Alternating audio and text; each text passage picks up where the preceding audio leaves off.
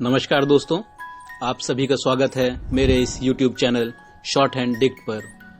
दोस्तों, आज मैं आप लोगों को कुछ टिप्स देने वाला हूं, जिसे अपनाकर मात्र 15 दिनों में आप अपने शॉर्ट हैंड की स्पीड बढ़ा सकेंगे।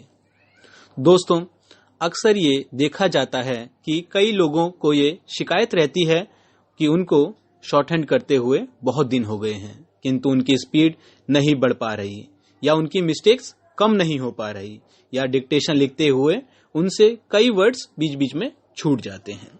तो दोस्तों, इस वीडियो के माध्यम से आज मेरी यह कोशिश रहेगी कि मैं आप लोगों को कुछ टिप्स दे सकूं और आप अपने शॉर्ट हैंड की स्पीड बढ़ा सकें।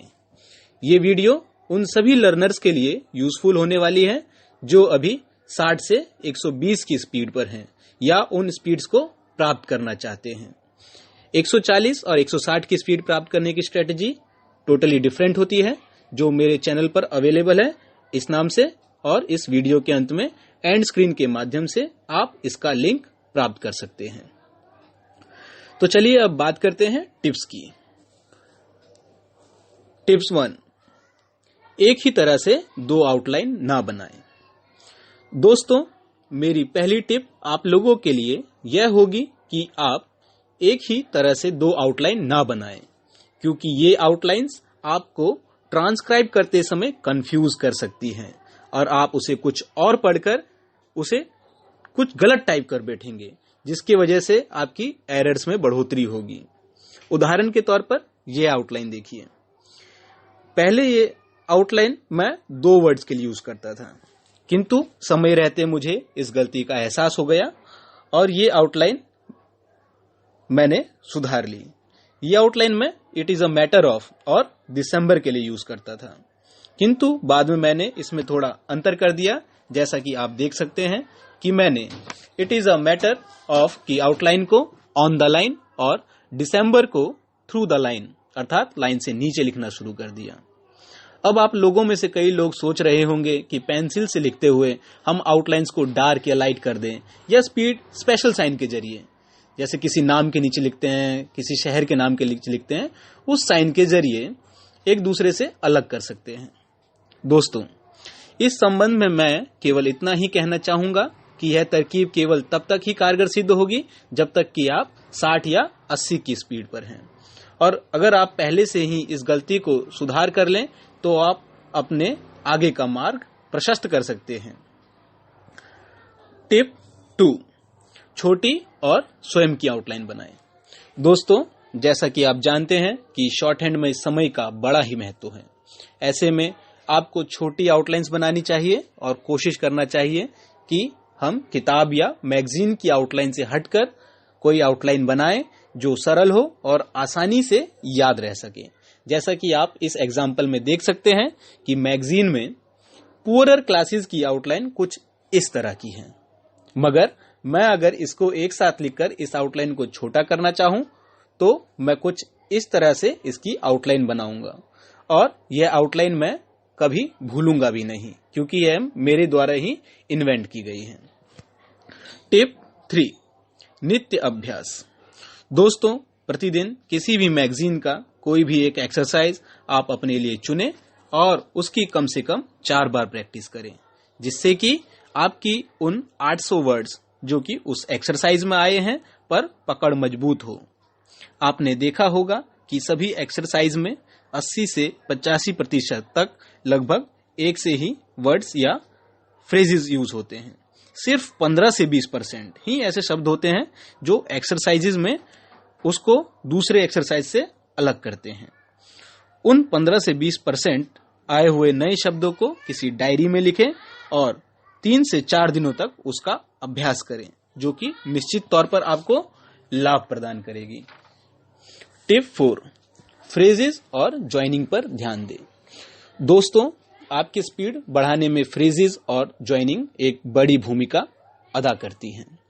अगर डिक्टेशन के दौरान आप कहीं पीछे छूट जाते हैं तो इसके माध्यम से पुनः आप अपनी गति को प्राप्त कर सकते हैं।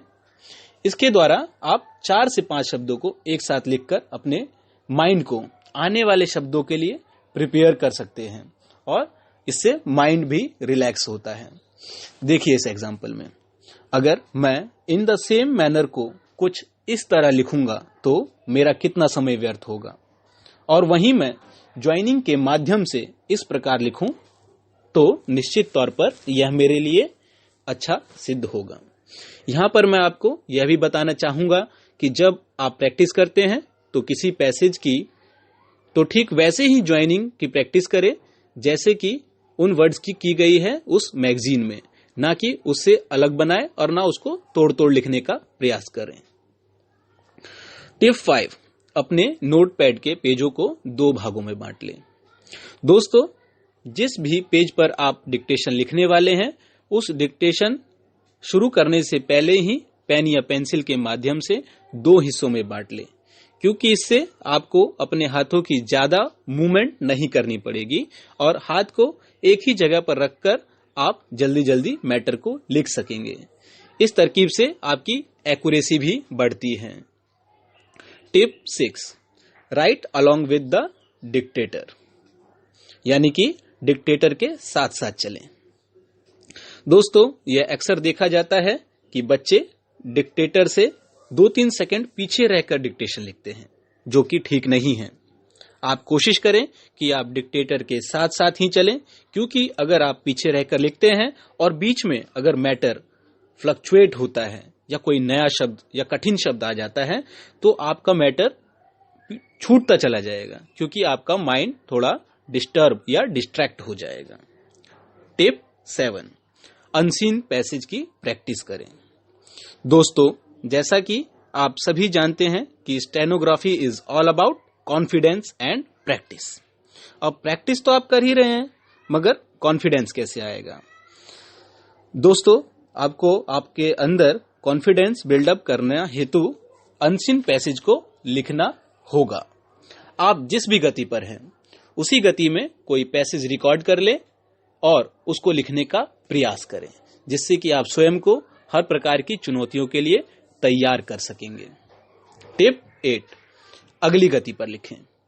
दोस्तों, आपने जिस भी सीन पैसेज की आज प्रैक्टिस करी है उसे अगली गति पर रिकॉर्ड कर ले, यानी अगर आप 60 की स्पीड पर हैं तो 80 पर, या 80 पर हैं तो 100 पर रिकॉर्डिंग कर उस पैसेज की उसे कम से कम 2 बार सुनकर अवश्य लिखें।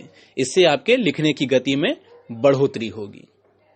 टिप 9, मैटर को लिखने के बाद पढ़ें। दोस्तों, आप में से बहुत से बच्चे डिक्टेशन लिखने के उपरांत उसको पढ़ते नहीं, और यह उनकी बहुत बड़ी गलती होती है। डिक्टेशन लिखने के पश्चात उसे तुरंत पढ़ना चाहिए, जिससे कि हम उस समय उन गलतियों को सुधार सकें जो लिखते समय हमसे हो गई थी, क्योंकि लिखने के कुछ समय बाद तक वो जो सुना हुआ पैसेज होता है वो कहीं ना कहीं हमारे माइंड में रहता है। जो इस तरकीब को नहीं अपनाता उनकी ही मिस्टेक्स ज्यादा आती हैं। तो दोस्तों, ये थी मेरी कुछ टिप्स। आशा करता हूं कि ये आप लोगों को पसंद आई होगी और ये आप लोगों के लिए लाभदायक सिद्ध होगी। अगर ये टिप्स आपको यूजफुल लगी हो तो प्लीज इस चैनल को सब्सक्राइब कर दीजिए। मेरा ये चैनल नया है और आप इस चैनल को सब्सक्राइब कर मुझे नई ऊर्जा और हौसला प्रदान कर पाएंगे, ताकि मैं ऐसे ही और वीडियोस बना सकूं आप लोगों के लिए। धन्यवाद।